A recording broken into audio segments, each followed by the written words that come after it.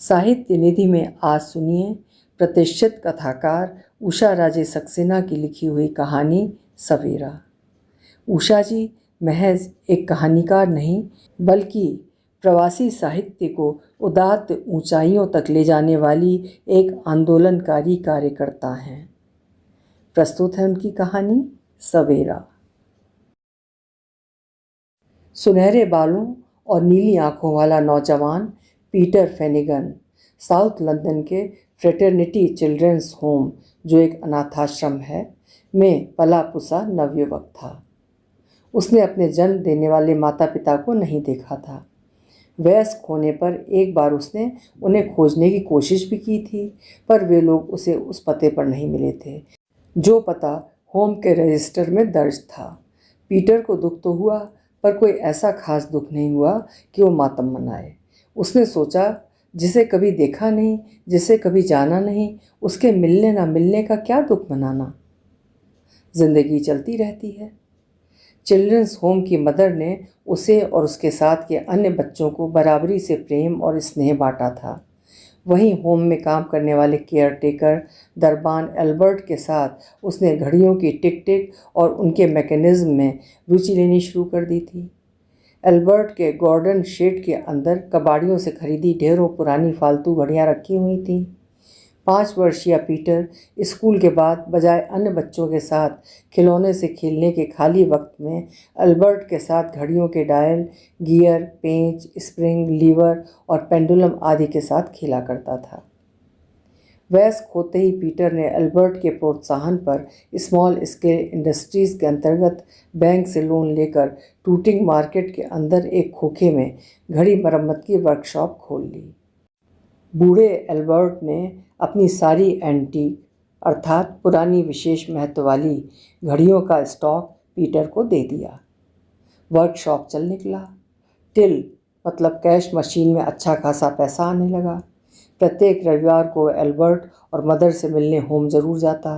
Mother के लिए पुष्प गुच्छ और एल्बर्ट के लिए रेड वाइन की बोतल और होम के बच्चों के लिए चॉकलेट ले जाना नहीं भूलता। चलते समय मदर और एल्बर्ट कहते, जम कर काम करो, जीवन का लुत्फ उठाओ, किसी का दिल न दुखाओ। पीटर वैसे भी अलमस्त और खिलंदड़े स्वभाव का था, और हो भी क्यों ना, आगे नाथ न पीछे पगहा। फिर उसके जीवन में कभी कोई दबाव नहीं था। पीटर खूबसूरत है, जवान है, जिंदा दिल है। लड़कियों को उस जैसे नौजवान की ज़रूरत होती है। पीटर को गंभीर किस्म की उलझी हुई लड़कियां पसंद नहीं हैं, जो सही ढंग से आगे बढ़ने से पहले ही रिलेशनशिप और शादी ब्याह की बातें करने लगती हैं। वैसे पीटर शादी ब्याह के खिलाफ नहीं है। वो सोचता है ज़िंदगी को गंभीरता से जीने से पहले उसका आनंद उठाना चाहिए, फिर शादी ब्याह की बात करनी चाहिए। पीटर के अनुसार शादी की बात तब करो जब लड़के बच्चे पैदा करने हों। ये क्या कि मुलाकात हुई नहीं कि शादी की बात शुरू कर दी। शायद उसके इस सोच के पीछे उसके अपने जन्म की कहानी और पहले प्यार का मनोविज्ञान छिपा हो, कौन जाने। पीटर को टूटिंग मार्केट में दुकान खोले हुए अभी थोड़े ही दिन हुए थे कि उसको वहीं मार्केट में टॉम सब्जी वाले की रेहड़ी पर काम करने वाली गीता कपूर अच्छी लगने लगी। दोनों अक्सर लंच ब्रेक में मिल जाते। पीटर के जीवन में गीता पहली लड़की थी। गीता का सांवला रंग, कुछ सहमी सी काली आँख, सख्त ऊपर को उठी हुई गेंद की तरह गोल गोल छातियाँ उसे गहराई से आकर्षित करती। गीता लच्छेदार अद्भुत बातें करती, पाप पुण्य, स्वर्ग नरक, जन्म पुनर्जन्म, आत्मा परमात्मा, व्रत उपवास आदि आदि। शुरू में तो पीटर को उसकी रहस्यमयी अजीबोगरीब बातें अच्छी लगती, पर थोड़े ही दिनों बाद वो उन बातों से उकताने लगा, क्योंकि गीता की बातें सिर्फ गोल गोल घूमती। जब कभी वो उन लच्छेदार बातों का कोई सिरा पकड़कर उससे तर्क करता तो बगले झांकती हुई कहती, तुम इन बातों को नहीं समझ सकते पीटर, ये भारतीय दर्शन है। हफ्ते में 2-3 दिन तो गीता लंच ही नहीं करती। पूछने पर कहती कि उसने पीटर के लिए व्रत रखा है, क्योंकि वो पीटर से शादी करना चाहती है। व्रत करने से जब भगवान उससे प्रसन्न हो जाएंगे तो उसे वरदान देंगे और फिर उनकी दोस्ती निर्विघ्न शादी में तब्दील हो जाएगी। गीता को वरदान वगैरह तो मिला नहीं, पर अब पीटर को लगने लगा कि गीता जो अजनबी बातें करती है उसमें कोई तंत्र नहीं है। वे बातें कृत्रिम अर्थात मिथ्या, रटी रटाई और सुनी सुनाई झूठे आदर्श और दर्शन वाली हैं। गीता को खुद नहीं मालूम कि वो क्या कह रही है और क्या समझ रही है। गुत्थियों में उलझी गीता परत दर परत पीटर के लिए अबूझ ही बनी रही, फिर भी वो उसे अच्छी लगती। फिर अचानक एक दिन क्रोध में विफरती गीता की माँ आई। उसने पीटर को काफ़ी बुरा भला कहा और गीता को लेकर जो गई तो फिर गीता उसे कभी दिखी ही नहीं। पीटर हक्का पक्का रह गया। इतने व्रत उपवास के बाद भी गीता के भगवान प्रसन्न नहीं हुए। उन्होंने गीता को प्यार का वरदान न देकर उसे संत्रास और अभिशप्त किया। गीता के इस तरह चले जाने का दुख पीटर को हुआ, पर इतना भी दुख नहीं हुआ कि उसके लिए मातम मनाए। उसने सोचा गीता कोई लड़की नहीं थी, वो तो एक उलझी हुई गुत्थी थी जिसे मनोचिकित्सक की ज़रूरत थी। यूं लड़कियों के लिए पीटर मधु का छत्ता था। आसपास काम करने वाली लड़कियां उसके चारों ओर मंडराया करती। पीटर भी उनके साथ अटखेलियां करता, कभी किसी को कॉफ़ी पिला देता तो कभी किसी को फिश एंड चिप्स खिला देता। रविवार को कई लड़कियों के साथ स्विमिंग, स्केटिंग या पार्क आदि घूमने का कार्यक्रम बना लेता। इसी तरह उसकी खुशफहम जिंदगी चलती रही। लड़कियां उसके जीवन में आती और जाती रहीं, कभी सिर्फ घूमना फिरना तो कभी जब मन मिल जाए और शारीरिक आवश्यकताएं महसूस हों तो हम बिस्तर हो जाना। ऐसे ही एक दिन उसकी मुलाकात चार्ली से हुई।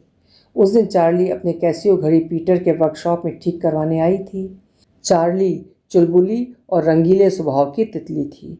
वो दुनिया में सिर्फ गुड टाइम अर्थात मस्ती मारने की खोज में रहती थी। आते ही मुफ्त में घड़ी ठीक कराने के लिए मुस्कुराते, आंख मारते, ठहाका लगाते उसने पीटर से दोस्ती गांठ ली। पीटर भी उन दिनों अकेला था, उसे भी एक दोस्त की ज़रूरत थी।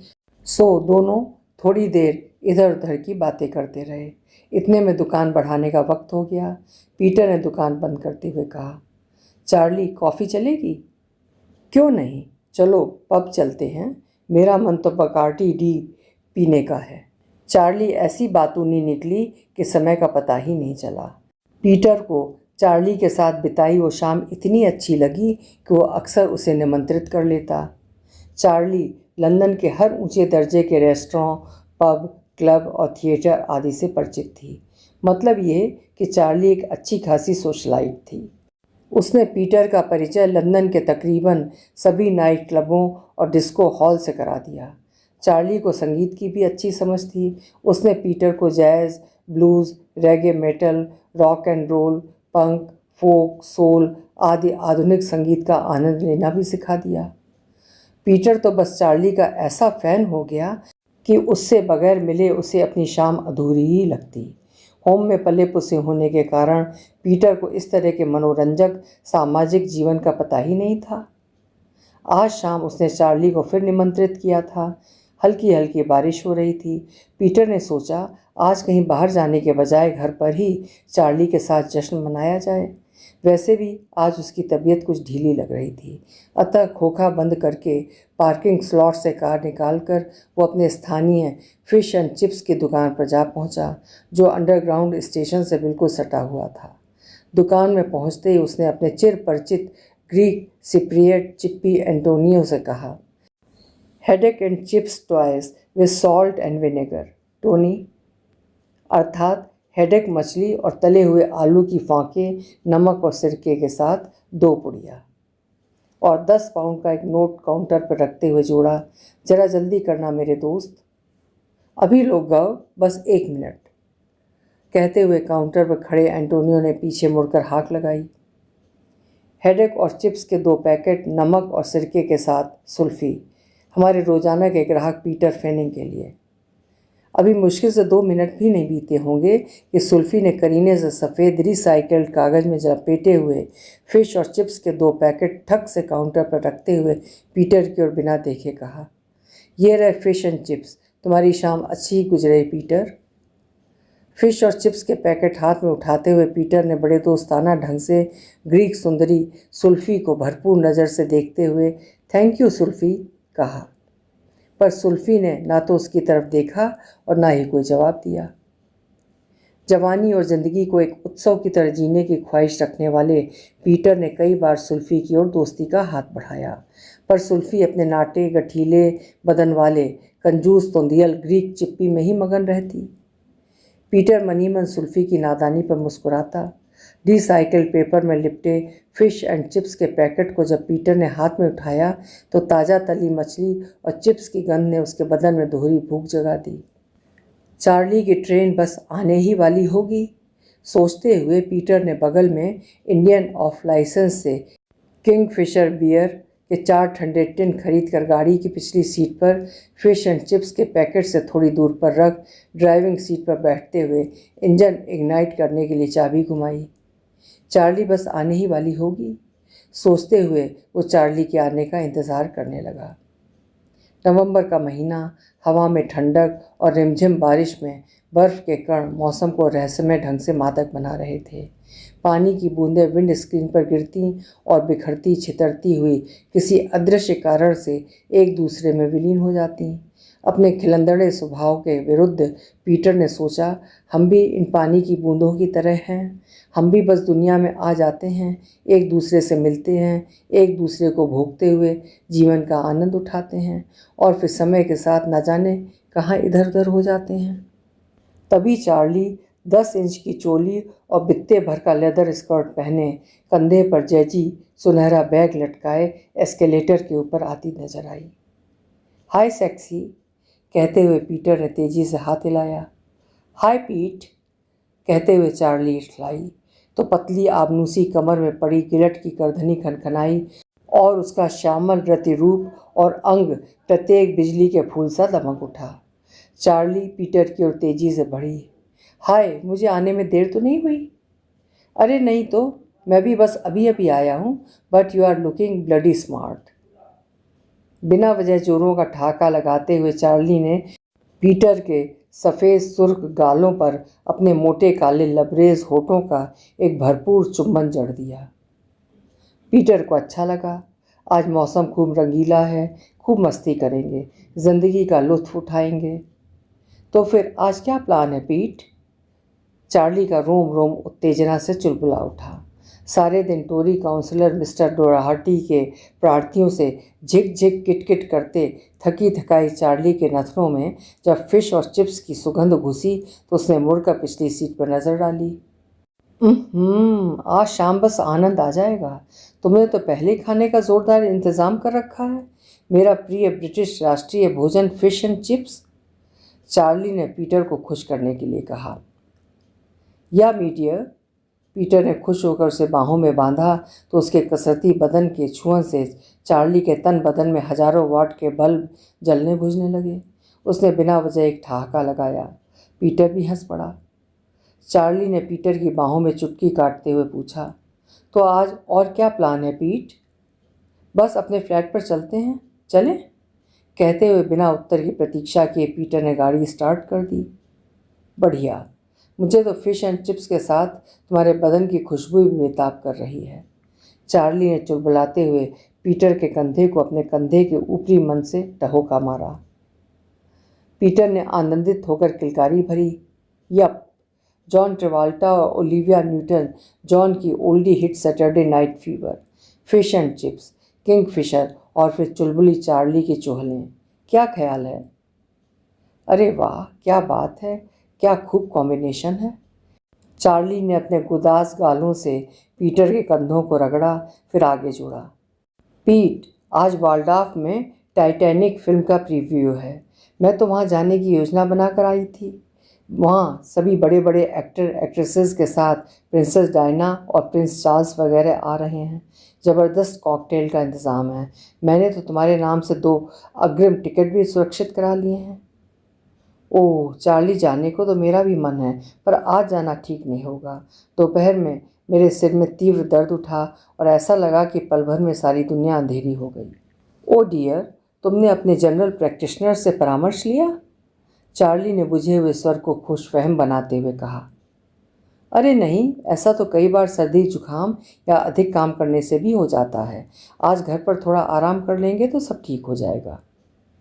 ठीक है, चलो आज घर पर ही जश्न मनाते हैं। टिकट का क्या, वो तो कैंसिल भी हो सकता है। चार्ली ने मन में सोचते हुए बात बनाई। पीटर उसका कल्पतरु है। पीटर के धन से वो जिस अधिकार के साथ मौज मस्ती और विलास कर लेती है वैसा किसी और के साथ नहीं कर पाती। बाकी लोग तो सिर्फ पहला निमंत्रण चारा डालने के लिए अपने खर्चे पर देते हैं, फिर बाद में 50-50 पर ही काम बनता है। पीटर तो कारू का खजाना है, जब चाहे उलीच लो। पीटर ने सहज ही चार्ली के काले लच्छेदार घुंघराले बालों को सहलाया। तभी अचानक उसकी नज़र वहीं अंडरग्राउंड स्टेशन के किनारे लगे लैंप पोस्ट के सहारे खड़ी उस लंबे चेहरे वाली दुबली पतली लड़की पर गई। पीटर अपनी ही मस्ती और मौज में था। उसने सोचा, ये लड़की भी खूब है। इसे जैसे ये भी नहीं पता कि वो जवान है, खूबसूरत है। उसे ज़िंदगी का जश्न मनाना चाहिए। अब ये यहाँ ठंड में बेवकूफ़ों की तरह खड़ी फालतू में लोगों से पैसे मांगती फिर रही है। पीटर ने इस लड़की को अक्सर पुराने फैशन के घुटनों तक लंबे स्कर्ट के ऊपर ढीले ढाले लाल पुलोवर में कैंसर रिसर्च का नीला डिब्बा हिला हिलाकर लोगों का ध्यान अपनी तरफ आकर्षित करते हुए यहाँ वहाँ देखा है। कुछ दरियादिल लोग शायद लड़की की अनछुई जवानी पर तरस खाकर जेब में पड़ी रेजगारी उसके हाथ में पकड़े नीले डिब्बे में डाल देते होंगे, पीटर ने सोचा। पीटर को इस तरह के लोग जरा कम अक्ल ही लगते हैं जो इस तरह वाहियात ढंग से जवानी बर्बाद करते हैं। पीटर के जीवन दर्शन के अनुसार जीवन एक त्यौहार है। इसे उत्सव की तरह हर रोज़ खूब रसीले आनंदमय ढंग से मनाना चाहिए, यानी खाओ पियो और मौज मस्ती करो। घर पहुंचकर जैसे ही फिश एंड चिप्स और बियर के टिन कॉफ़ी टेबल पर रखकर पीटर जॉन ट्रेवोल्टा की सीडी प्लेयर में लगाने को झुका कि वो सिर पकड़कर भयंकर दर्द से तड़फड़ाता हुआ चीखा, oh my god Charlie, Charlie, oh Charlie, मेरा सिर फटा जा रहा है। ये काला अंधेरा, ये चक्कर, ये चक्रवात, अब मैं नहीं बचूंगा। चार्ली बाथरूम में बस जरा बिखर आए बालों को संवार कर हेयर स्प्रे से योग करते हुए बोली, don't be silly, you are not going to die, it is be a headache. फिर बड़े एहतियात से रात को जमा और रंगीन करने के लिए ढीले ढाले चुलबुले वस्त्र पहनकर बाहर आई। तब तक पीटर के सिरदर्द का चबक कुछ कम हो चला था। जीसस, पीटर, तुम भी एक ही हो। अगर तुम्हें इतना सरदर्द हो रहा था तो आज की शाम आराम करते, मुझे क्यों इस बारिश पानी में तंग करने को बुला लिया। दर्द से छटपटाता पीटर आंखें फाड़े चार्ली की संवेदनहीनता और बेरुखी पर धक से रह गया। उसके मुंह से बोल तक नहीं फूटा। ये लो पैरासीटामॉल और पानी, 2 गोलियां खा के सो जाओ, कल सुबह तुम बिल्कुल ठीक हो जाओगे, कहते हुए चार्ली फिर बाथरूम में घुस गई। जब वापस आई तो वो बाहर जाने वाले कपड़े पहने हुई थी। उसके दिमाग में तो वाल्डार्फ में हो रहे टाइटैनिक फिल्म का प्रीव्यू, कॉकटेल और फिल्मी सेलिब्रिटीज़ घूम रहे थे। ये क्या, तुम जा रही हो? तुम मेरी दोस्त हो चार्ली, इस समय मुझे तुम्हारी सख्त ज़रूरत है। ये दर्द तो क्षणिक है, अभी आया और अभी गया। चार्ली ने कोई जवाब नहीं दिया। वो झटके से दरवाज़ा खोलकर तन्नाती हुई बाहर निकल गई। साला, समझता क्या है अपने आप को? मैं उसकी अम्मा हूँ क्या, जो रात भर उसके सिरहाने बैठी दवा पिलाती पुचकारती रहूँ? चार्ली सड़क पार कर मुंह में उंगली डाल टैक्सी के लिए सीटी बजाते हुए गुनगुनाई, पता नहीं कैसी भयानक बीमारी हो साले को, इससे तो दूर रहना ही ठीक है मौला। पीटर कुछ और अधिक सोचने की स्थिति में नहीं था। उसने पैरासीटामॉल की गोलियां उठाई और पानी के साथ गटक गया, पर दर्द था कि बढ़ता ही जा रहा था। उसने जनरल प्रैक्टिशनर से फ़ोन पर बात कर लेना ही ठीक समझा। उसे बेहद आश्चर्य हुआ जब जनरल प्रैक्टिशनर ने उसकी हालत सुनते ही कहा, दरवाज़ा खुला रखना, मैं अभी आता हूँ। पीटर सिर पकड़े वैसे ही सोफे पर बैठा रहा। मास्टर अभी चेकअप कर ही रहा था कि पीटर को सिर दर्द का दूसरा दौरा पड़ा। उल्टी भी हुई। ये तो किसी खतरनाक ब्रेन ट्यूमर के लक्षण हैं, डॉक्टर बुदबुदाया। तुरंत एम्बुलेंस बुलाई गई और इमरजेंसी ट्रीटमेंट के लिए पीटर को केस हिस्ट्री और ज़रूरी नोट्स के साथ एम्बुलेंस से सेंट जॉर्ज हॉस्पिटल के लिए रवाना कर दिया। उसी रात इमरजेंसी में अस्पताल में पीटर की सर्जरी हुई। ब्रेन ट्यूमर निकाला गया। 48 घंटे उसे होश नहीं रहा। होम के बच्चों के साथ मदर और एल्बर्ट ईश्वर से पीटर के ऑपरेशन की सफलता के लिए प्रार्थनाएं करते रहे। नीम बेहोश पीटर ने जब आंखें खोलीं तो उसने धुंध में लिपटे अपने चारों ओर डॉक्टरों का जमघट खड़ा पाया। उसने कुछ कहना चाहा पर मुंह से आवाज़ नहीं निकल पाई। पीटर ने होठों पर जबान फिराई तो नर्स ने बर्फ़ का टुकड़ा उसकी जबान पर फिरा दिया। बेहोशी उस पर फिर तारी हो गई और वो सो गया। फिर दोबारा जब उसे होश आया तो उसने मदर, एल्बर्ट, ग्रीक चिप्पी के साथ सुल्फी को देखा। वे लोग उसके लिए शुभकामनाओं के फूल लेकर आए थे। उसकी आंखों ने चार्ली को तलाशा पर वो नहीं दिखी। सभी उदास, खामोश, चिंतित उसे ही देख रहे थे। पीटर को बात करने की मनाही थी। मरीज से मिलने के समय के बाद जब सब चले गए तो उसने पास खड़ी नर्स को बुलाकर चार्ली की बाबत पूछा। नर्स ने आए हुए सभी विजिटर्स के कार्ड एक एक करके उसे दिखा दिए। चार्ली के न आने पर पीटर को दुख हुआ और इतना दुख हुआ कि उसने सोचा काश वो मर गया होता। तभी उसकी नज़र नर्स के लंबे तराशे हुए चेहरे पर गई। उसे लगा वो चेहरा उसका जाना पहचाना है, पर उसे याद नहीं आया कि उसने इस चेहरे को पहले कहाँ देखा है। उसने नर्स से पूछना चाहा तो नर्स ने उसके होठों पर उंगली रखकर चुप रहने का संकेत देते हुए कहा, पीटर, तुम्हारी ब्रेन सर्जरी हुई है, ऑपरेशन सफल रहा, ढेरों बधाई। तुम पर ईश्वर की असीम कृपा है। अभी तुम्हें आराम की सख्त ज़रूरत है। हम कल बात करेंगे। पीटर को नर्स की आवाज़ जल तरंग जैसी मीठी लगी। चिंतापरक बातों में आत्मीयता भरी थी। एक सप्ताह बाद जब पीटर आईसीयू से जनरल वार्ड में आया तो फिर डॉक्टरों की एक बड़ी टीम उसे देखने आई। इस बार न्यूरोसर्जन बेरी लोविश ने नर्स जारा से कहा कि वो पीटर को आगे होने वाले ट्रीटमेंट के बारे में विस्तार से बता दे।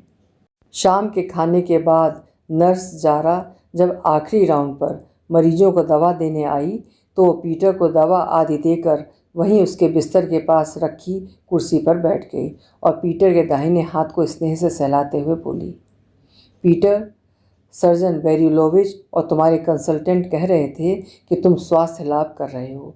4-5 हफ्तों के बाद तुम घर जा सकोगे। ओह थैंक यू नर्स, तुम लोगों ने मुझे नया जीवन दिया है।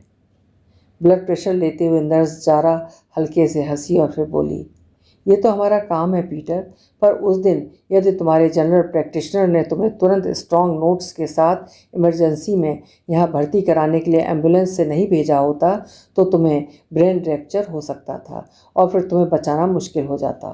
खैर, सर्जरी सफल हुई, पर अभी तुम्हें और भी बहुत सारे ट्रीटमेंट लेने होंगे। क्यों, क्या ये ट्यूमर मैलिग्नेंट अर्थात घातक था? हाँ पीटर, तुम्हारे ब्रेन में ग्लियोब्लास्टोमा मल्टीफॉर्म पैदा हो चुका था। सर्जन बेरिलोविच ने ट्यूमर पूरी तरह से खुरच कर निकाल दिया है, पर यदि एक भी कैंसरस सेल अंदर रह गया होगा तो उसे विष बेल की तरह फैलते देर नहीं लगेगी। अतः उसे नष्ट करने के लिए तुम्हें 2 सत्रों में 15-15 रेडिएशन ट्रीटमेंट के बाद कीमोथेरेपी दी जाएगी। ओह माय गॉड, कीमोथेरेपी तो बहुत कष्टदायक होती है। सारे समय जी मितलाता रहेगा, मेरा बदन भी फूलने लगेगा, मेरे बाल गिर जाएंगे। पीटर ने अपने खूबसूरत सुनहरे बालों पर हाथ फिराते हुए निराश और उदास स्वर में कहा। नर्स ने पीटर के हाथों को सहलाते हुए कहा, जी मत छोटा करो पीटर, तुम खुशकिस्मत हो कि तुम्हारे कैंसर का समय से पता चल गया और तुम्हारा सही उपचार हो गया। दुनिया में कितने लोग ऐसे हैं जिन्हें पता भी नहीं चल पाता है कि उन्हें कैंसर है और वे अपने प्रियजनों की आंखों के सामने दम तोड़ देते हैं। ना जाने कितने लोगों की श्रवण शक्ति, दृष्टि, स्वर और शारीरिक संतुलन पर सर्जरी के बाद ऐसा प्रभाव पड़ता है कि वे निराश और हताश होकर मृत्यु की कामना करने लग जाते हैं। कहते कहते नर्स की आंखें नम हो आईं और उसका लंबा तराशा खूबसूरत चेहरा असीम करुणा से भर उठा। उसे अपने बेहद प्यारे दादाजी की याद आ गई, जिन्हें जानलेवा भयंकर कैंसर उसकी आंखों के सामने बस 7 हफ्तों के अंदर अजगर की तरह निगलता चला गया था। पीटर नर्स की बातें सुन रहा था और उसका मन आंच पर रखे पतीले में पड़े चावल सा खदक रहा था। पीटर ने अपने जीवन में अब तक कोई सार्थक कार्य नहीं किया था। वो सदा खाने पीने और मौज मस्ती में ही संलग्न रहा था। नर्स की यथार्थपरक बातों से वो परेशान हो उठा। उसके माथे पर ठंडा पसीना आने लगा। वो अपने स्वार्थी जीवन पद्धति के प्रति वितृष्णा से भर उठा। उसे महसूस हुआ कि उसने अब तक बड़ा ही निकृष्ट और लक्ष्यहीन जीवन बिताया है। नैराश्य उसे अपने अंक में लपेट लेने ही वाला था कि भावनाओं के आवेग से बोझिल, अपराध बोध की भावना से कुंठित उसका मन किया कि वो किसी बच्चे की तरह नर्स जारा की गोद में मुंह छिपाकर रोने लगे। पर रोने से क्या होता है? रोना तो आत्मदया से ग्रस्त होना होता है। रोना कोई उपचार होता है क्या? रोने से कभी किसी को कोई प्राप्ति हुई है क्या? जीवन में सार्थकता लाने के लिए कुछ करना होता है, निर्णय लेना होता है। उसे कुछ करना चाहिए, कुछ सोचना चाहिए, ना कि रोना चाहिए। उसने सोचा, अभी देर नहीं हुई है, उसे एक पूरा का पूरा नया नकोर जीवन दोबारा से मिला है। और अचानक ही पीटर को अंडरग्राउंड स्टेशन के किनारे लैंप पोस्ट के सहारे खड़ी वो लंबे चेहरे वाली दुबली पतली लड़की याद आई, जो ठंड में बेवकूफ़ों की तरह अक्सर पुराने फैशन के घुटनों तक लंबे स्कर्ट के ऊपर ढीले ढाले लाल पुलोवर पहने कैंसर रिसर्च का लाल डिब्बा हिला हिलाकर लोगों का ध्यान अपनी ओर आकर्षित करती है। और सहसा पीटर ने नर्स का हाथ पकड़कर कहा, क्या तुम कैंसर रिसर्च ग्रुप की वॉलंटियर हो नर्स जारा? अगर मैं गलत नहीं हूँ तो मैंने तुम्हें अक्सर टूटिंग अंडरग्राउंड स्टेशन के किनारे लगे लैंप पोस्ट के सहारे खड़ी लोगों का ध्यान कैंसर रिसर्च अभियान की ओर आकर्षित करते देखा है। हाँ पीटर, पर इस ब्रिगेड में मैं ही अकेली नहीं हूँ। मेरे जैसे न जाने कितने लोग जुटे हैं इस जानलेवा बीमारी से लोगों को बचाने के लिए फंड जुटाने में। मेरे और तुम्हारे जैसे न जाने कितने लोग अपने खाली समय में कैंसर रिसर्च के लिए, मरीजों के ट्रीटमेंट के लिए, उसके बाद उनके कन्वेलेसिंग परामर्श, आत्मविश्वास और पुनर्वास के लिए धन इकट्ठा करते हैं। इस आवश्यक कार्य के लिए एक एक पैसा महत्वपूर्ण है पीटर। ओह नर्स, मैं भी कितना मूर्ख हूँ कि आज तक तुम जैसे निस्वार्थ मनुष्य कल्याण के लिए प्रतिबद्ध नेक कार्य करने वाले स्वयंसेवकों को तुच्छ और नादान समझता रहा। जारा ने पीटर के चेहरे को गौर से देखा। उसे लगा जैसे पीटर मन ही मन कोई बड़ा निर्णय ले रहा है। नर्स जारा, मैं अकेला हूँ, मेरे आगे पीछे कोई नहीं है। सारा समय मैं यूं ही बच्चों की तरह रंग बिरंगी तितलियाँ पकड़ने के लिए उनके पीछे भागता रहता हूँ। मेरे जीवन का कोई लक्ष्य नहीं है, कोई सार्थकता नहीं है। क्या मैं तुम्हारे कैंसर रिसर्च के अभियान में शामिल हो सकता हूँ? मरीजों के सोने का समय हो गया था।